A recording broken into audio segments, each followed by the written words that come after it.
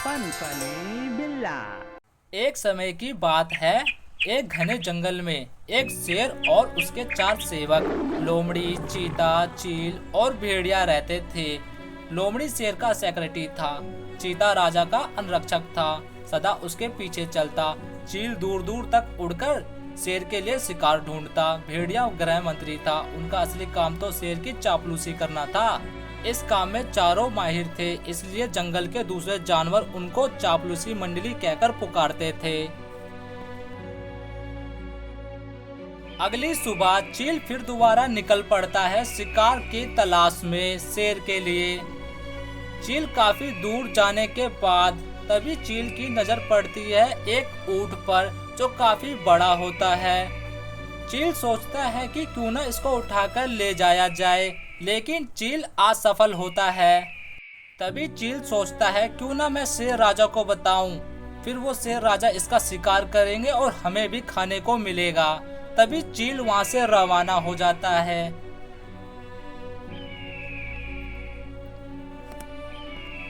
कुछ देर बाद चील गुफा के पास पहुंच जाता है। फिर चील गुफा के अंदर जाता है। शेर अपनी गुफा में आराम से सो रहा होता है। चील तभी अपनी मंडली को बताता है।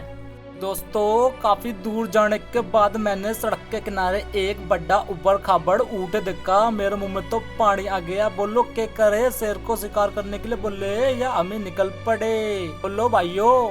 चापलूसी मंडली एक कठोर फैसला करते हैं और शेर को बिना बताए एक उबड़ खाबड़ बड़े ऊंट का शिकार करने के लिए रवाना हो जाते हैं, क्योंकि चापलूसी मंडली को पता था कि शेर अगर शिकार करेगा तो पूरा का पूरा ऊंट एक ही बार में चट कर जाएगा। काफी दूर जाने के बाद चापलूसी मंडली की हालत खराब हो जाती है। चापलूसी मंडली तभी एक नदी के पास पहुंच जाते हैं और पानी पीते हैं। तभी वुल्फ गुस्से से चील को बोलता है, अबे और कितना चलवाएगा, कहा तेरा उबड़ खाबड़ एक बड़ा ऊंट। पानी पीने के बाद चापलूसी मंडली एक पेड़ की छाया में बैठकर आराम करते हैं। चापलूसी मंडली को काफी भूख भी लगती है, पर इस गर्मी के मौसम में उनको कोई भी जानवर दूर दूर तक दिखाई नहीं दे रहा था, क्योंकि गर्मी से सभी का बुरा हाल था। तभी पहाड़ी के इलाके से एक बड़ा सा हाथी भागा भागा नदी के पास आता है और पानी पीने लग जाता है। ऐसा लग रहा था कि हाथी काफी प्यासा है। कुछ देर बाद वुल्फ की खोपड़ी टनकी और चीता के कान भरने लग जाता है। चीता, देख रहा है ना तू, हमारी आंखों के सामने कितना बड़ा शिकार है। हम चाह रहे हैं मिलके हमला करेंगे तो ये मारा जाएगा, बोल के कहता है। चीता वुल्फ की बात में आ जाता है और ना आओ देखता है और ना ताओ, और चारों मिलकर हमला कर देते हैं हाथी पर। तभी हाथी उन्हें पानी पी पी कर बोलता है, अरे चापलूसी मंडली, पानी पीने दो, बहुत प्यासा हूँ मैं। तभी चीता हाथी के कान काट लेता है और हाथी पागल हो जाता है। वुल्फ हाथी के पैरों के नीचे आ जाता है और हाथी अपने पैरों से वुल्फ पर बार बार अटैक करता है। वुल्फ एक बार उठा पर धड़ाम से वापस वहीं गिर गया और फिर दोबारा हाथी उस पर बार बार अपने पैरों से अटैक करता है। हाथी पागलों की तरह वुल्फ पर बार बार अटैक करता है। उसके दोस्त डर के मारे वहां से भाग जाते हैं। कुछ देर बाद हाथी भी पहाड़ी की ओर रवाना हो जाता है।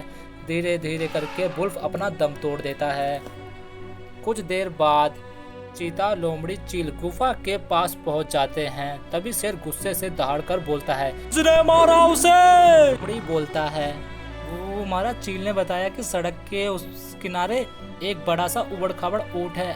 सरकार, आप सो रहे थे तो हम आपको परेशान नहीं करना चाहते थे, इसलिए हम ही चारों ने फैसला किया और आपके लिए शिकार के लिए रवाना हो गए। लेकिन हमें बहुत प्यास लगी, हम पानी पी ही रहे थे कि उधर से एक पागल हाथी दौड़ा दौड़ा आया और वुल्फ पर अटैक कर दिया।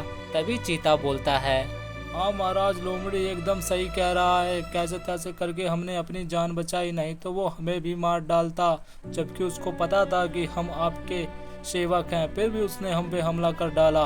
सरकार, हम तो कैसे तैसे बच गए, लेकिन वुल्फ वहीं पर फंस गया और हाथी ने उसे अपने पैरों से कुचल कुचल के मार डाला। सरकार, बेरहम तरीके से तू भी बोल चील कुछ। महाराज हमने तो बताया उसे हम शेर खान के सेवक है, उसने हमें तब भी न छोड़ा और हमारे चुप हो जाओ सारे और ले चलो मुझे उस पहाड़ी पे, आज मैं लड़ूंगा उससे, मार डालूंगा। चलो महाराज, पहाड़ी के इलाके में रह हुए वो महाराज, मार देना अपने खूंखार पंजों से महाराज, चलो। लोमड़ी, चीता और चील की बात में आकर शेर गुस्से में पहाड़ी की ओर रवाना हो जाता है हाथी को मारने के लिए। शेर हमला कर देता है, हाथी दो लत्ती मारता है और शेर चारों ओर चकरा जाता है और दहाड़ता है।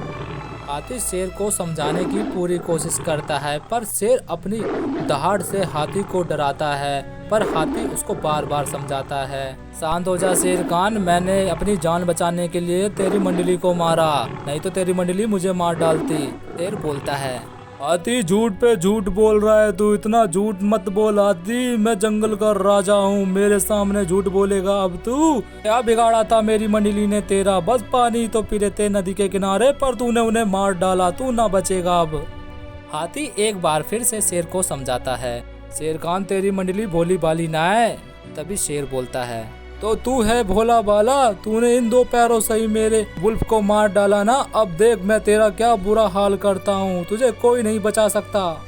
हाथी के बार बार समझाने पर भी शेर खान हाथी की एक नहीं सुनता। कुछ देर बाद दोनों में एक भयंकर युद्ध का आरंभ होता है और दोनों लड़ पड़ते हैं। शेर और हाथी दोनों एक दूसरे पर जोरों और शोरों से वार करते हैं।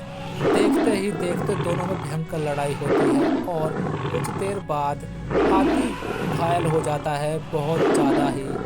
देखते ही देखते हाथी काफ़ी ज़्यादा घायल हो जाता है और कुछ देर बाद धड़ाम से हाथी ज़मीन पर गिर जाता है और शेर की जीत होती है।